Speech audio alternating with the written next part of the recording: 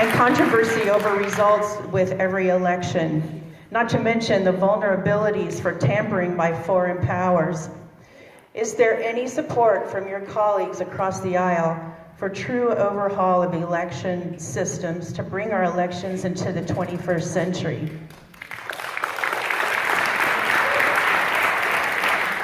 Anyone who follows kind of my communications at home knows that I feel very strongly about this. And let me be clear about what I think our two objectives are.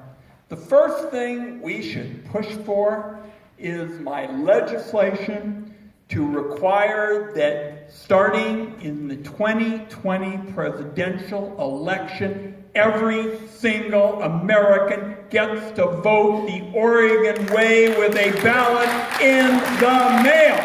Woo! Yeah. I have proposed federal legislation to do that. I have also proposed a second bill, which does not go as far as I would like to go, which would stipulate that at a minimum, every American should get a paper ballot and there should be risk-limiting audits. Yeah. That's number two. Yeah. Anybody got an idea who's the biggest opponent of our bill?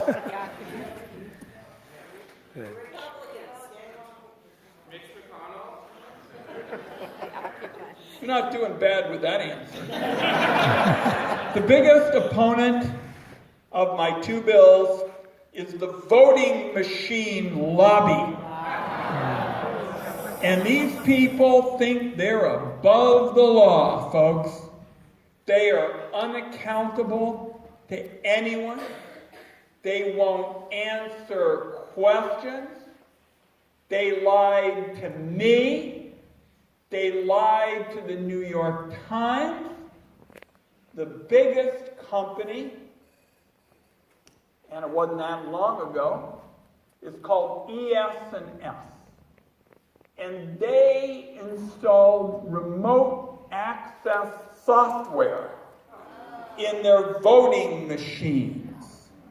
And you don't have to be a tech wizard to know that's about as foolish as putting American ballot boxes on the streets of Moscow. So we're up against some very powerful interests. Now, there's no question in my mind that some states have engaged in voter suppression. No question in my mind. You look at some of what people had to do to vote this last time. I think the change in the Voting Rights Act was a big mistake. A big mistake according to me. I have been going out to my colleagues, mention was made about the Republicans. I said, look, you guys are always talking about the dangers of foreign threats. You're right. I sit on the Intelligence Committee, folks. My older child calls it the so-called Intelligence Committee. But let me tell you something. I'm not giving away any classified information. There is no question that you have dangerous foreign actors who are in effect like burglars, knocking on the windows, looking for a kind of open door in back or something like that in order to hack our democracy. We know what Russia did in 2016.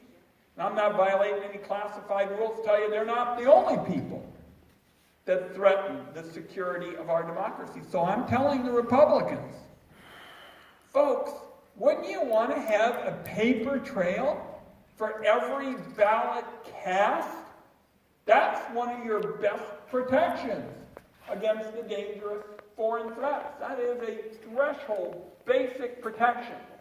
So if you know any people in these states where they haven't yet seen the wisdom of the Oregon approach or having a paper ballot, call your friends and say, this is a basic threat to our democracy. How can we say in 2018 and 2020 that it's right to have people cut off of the right to vote or having to wait for days. And they have rules that if you didn't make the original window for early voting, but you want to bring your ballot in like we do, to a drop box, you can't do that. These are ridiculous rules. They're set up to suppress the vote. And that's not what America is all about. And I want everybody to hear it loud and clear from me. As Oregon's guy on the Intelligence Committee, and this is a national security issue, protecting American democracy, I will not rest until we get Oregon vote by mail into every nook and cranny of America, and we have paper ballots for all Americans from sea to shining sea. Every American, every single American